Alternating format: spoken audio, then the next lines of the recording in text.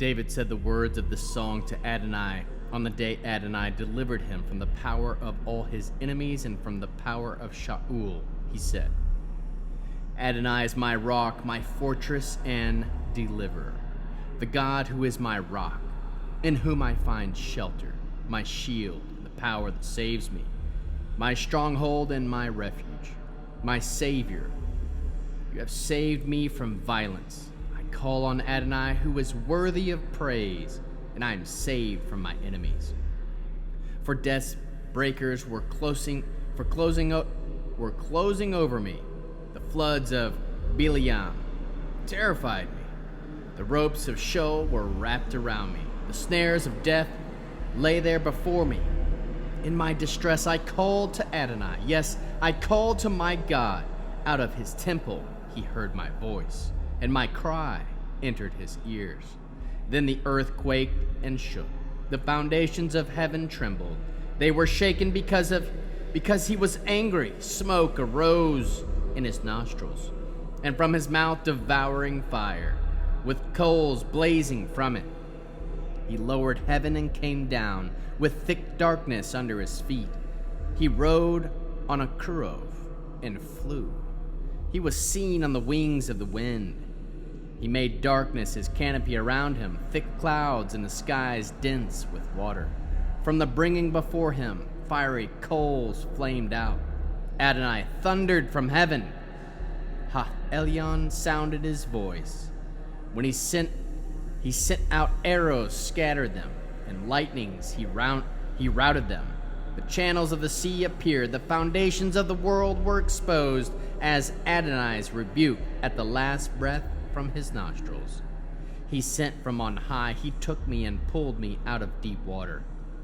He rescued me from the powerful enemy, from those who hated me, for they were stronger than I. They came against me in my day of calamity, but Adonai was my support. He brought me out to an open place. He rescued me because he took pleasure in me. Adonai rewarded me for my uprightness. He repaid me because my hands were clean. For I have kept the ways of Adonai. I have not done evil by leaving my God. For all these rulings were before me. I did not depart from his regulations. I was pure-hearted toward him. I kept myself from sin. Hence Adonai repaid me for my uprightness, according to my purity in his view. With the merciful you are merciful. With the champion of purity you are pure. With the honest you are honest. But with the crooked you are cunning. People afflicted you save, but when your eyes are on the haughty, you humble them. For you, Adonai, are my lamp. Adonai lights up my darkness.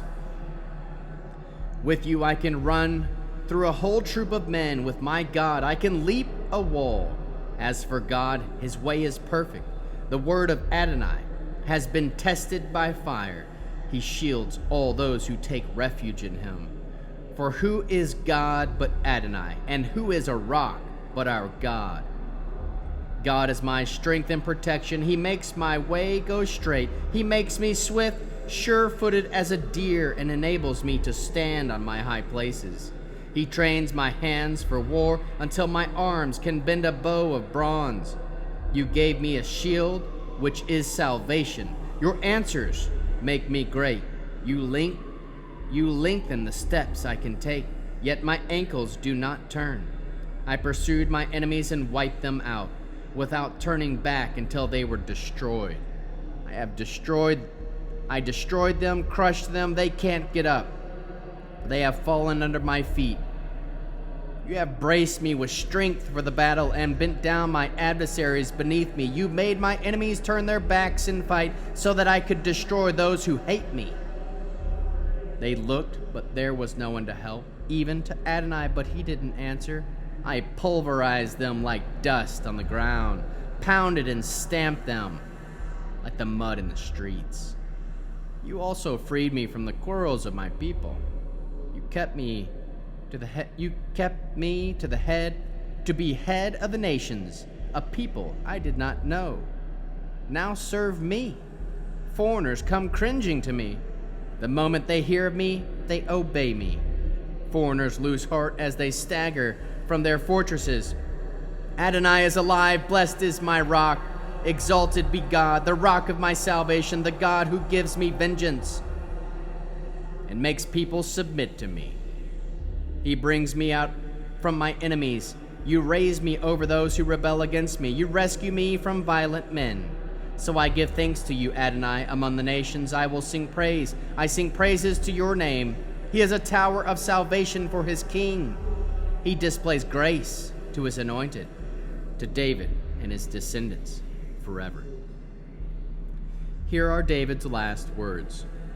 This is the speech of David, the son of Yoshi, the speech of the man who has been raised up, the one anointed by God of Yaakov, the sweet singer of Israel. The Spirit of Adonai spoke through me. His word was on my tongue. The God of Israel spoke. The rock of Israel said to me, a ruler over people must be upright, ruling in the fear of God, like the morning light at sunrise on a cloudless day that makes the grass on the earth sparkle after rain. For my house stands firm with God. He made an everlasting covenant with me. It is an order fully assured that he will bring to full growth all my salvation and every desire. But the ungodly are like thorn bushes, to be pulled aside, every one of them. They cannot be taken in one's hand. To touch them, one uses pitchfork or a spear shaft, and then only to burn them where they lie. Following the names of David's warrior heroes, Yoshev, Bishevet, and Takmoni, chief of the three, also known as Adano, the Inzi. He is the one who came against 800 men, whom he killed in a single encounter. After him was Eleazar, the son of Dodo, the son of Akoki, one of the three warriors with David when he put their lives in jeopardy against the Plishtim, who were in the assembly for battle. While the men of Israel had gone away, he stood firm and attacked the Plishti until his hand went into spasm, so that he couldn't let go of his sword. Adonai accomplished a great victory that day, but the whole people didn't return until he had finished, and then only to plunder the bodies of the dead. After him was Shammah, the son of Age, the Hari, and the Plishtim had assembled in Lichi. There was a plot of ground full of lentils, and the people fled from the Plishtim. But he stood in the middle of the plot and defended it, killing the Plishtim, and Adonai brought about a great victory. During harvest season, 3 of the 30 leaders went down and came to David at the cave of Adullam, when a company of Plishtim had set up camp in the Rephaim valley. At that time, David was in a fortress, and the garrison of the Plishtim was at Beth Lechem. David had a craving and said, I wish someone would give me a drink of water from the valley at the gate of Beth Lechem. The three warrior heroes broke through the army of the Plishtim, drew water from the well by the gate of the Beth Lechem, took it and brought it to David. But he wouldn't drink it. Instead, he poured it out to Adonai and said, Adonai, heaven forbid that I should do such a thing. Am I to drink the blood of men who went and put their lives in jeopardy? He would not consent to drinking it. These are the things the three warrior heroes did. Avishi, the brother of Yaov, the son of Zeruiah, was chief of these three.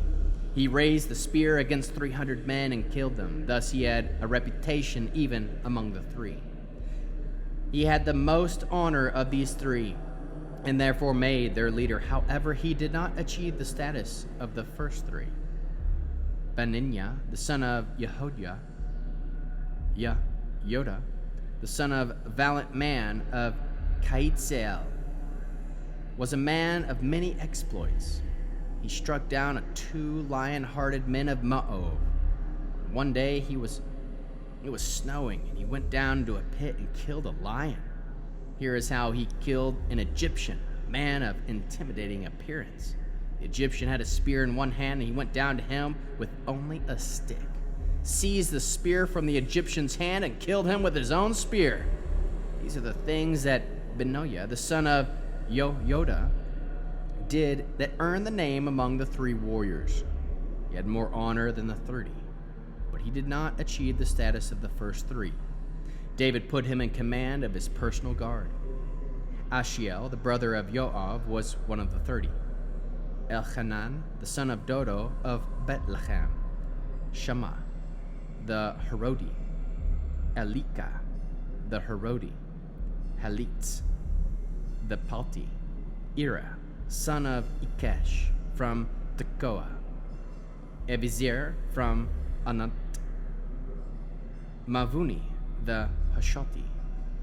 Zilman, the Akoki. Mari, the Naphati. Helib, the son of Baana, the Naphati. Attea, the son of Reva, from Giva, of the people of Benjamin. Benehu, from Pirathon. Hidai, from the Vadi of Garash. Evla, the Arviti. Asmaphet, the Brakumi. Eliakaba, the Sha'alavoni, sons of Yeshem, Yehonatan.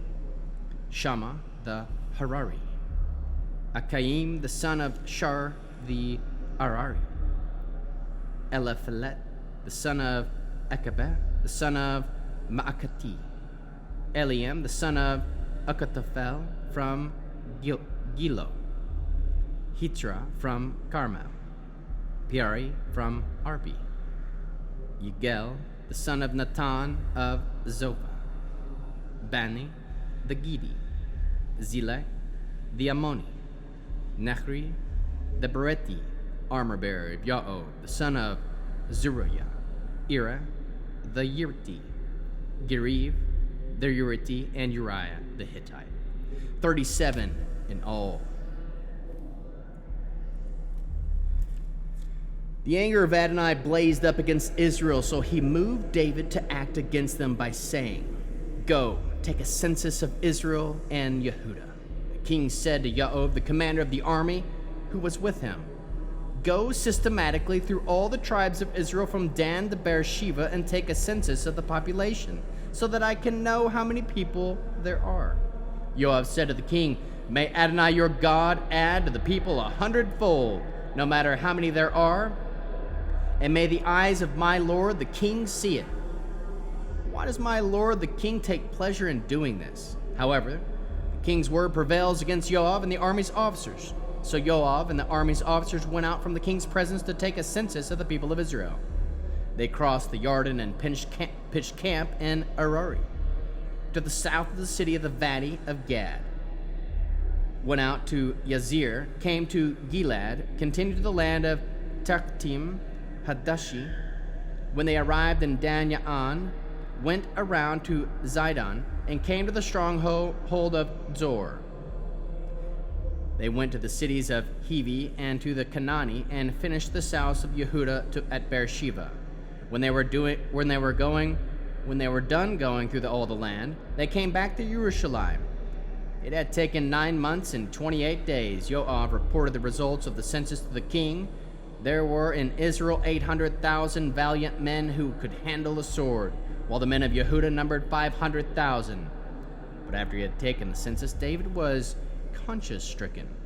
David said to Adonai, "I have greatly sinned in what I have done. Now, Adonai, please, put aside your servant's sin, for I have done a very foolish thing." When David got up in the morning, the word of Adonai came to the prophet Gad, David's seer. "Go and say this to David, that this is what Adonai says. I am giving you a choice of 3 punishments. Choose one of them, and I will execute it against you." Gad came to David and told him, he said, "Do you want 7 years of famine in your land? Or do you want to flee before your enemies for 3 months while they pursue you? Or do you want 3 days of plague in your land? Think about it. Tell me the answer for the one who sent me." David said to Gad, "This is very hard for me. Let us fall into the hands of Adonai, because his mercies are great, rather than to fall into the hands of man." So Adonai sent a plague of Israel before the morning until the end of the specified time. 70,000 of the people have died between Dan and Beersheba. But when the angel stretched out his hand toward Jerusalem to destroy it, Adonai changed his mind about causing such disaster and said to the angel destroying the people, "Enough! Now withdraw your hand." The angel of Adonai was at the threshing floor at Aravani and Yevusi. David spoke to Adonai, but he saw the angel striking the people. He said, "Here I have sinned. I have done wrong. But these sheep, what have they done? Please, let your hand be against me and against my father's family." Gad came to David that day and said to him, "Go, set up an altar to Adonai on the threshing floor of Araunah and Yevusi." David went up and did what Gad had said to do, as Adonai had ordered. Araunah looked out and saw the king and his servants coming toward him. Araunah went out and prostrated himself before the king with his face to the ground. Then Araunah said, "Why has my lord the king come to his servant?" David said, "To buy your threshing floor in order to build the altar to Adonai so that the plague will be lifted from the people." Araunah said to David, "Let my lord the king take up and offer up anything that seems good to him. Here are the oxen for the burnt offering. You can use the threshing sledges and the yokes of the oxen of firewood. All this, O king," Araunah gives to the king. Then Araunah said to the king, "May Adonai your God accept you." But the king said to Araunah, "No, I insist on buying it from you for a price. I refuse to offer to Adonai my God burnt offerings that cost me nothing." So David brought the threshing floor and the oxen for 1.25 pounds of silver shekels. Then David built an altar to Adonai there, and he offered burnt offerings and peace offerings. After this, Adonai took pity on the land and lifted up the plague from Israel.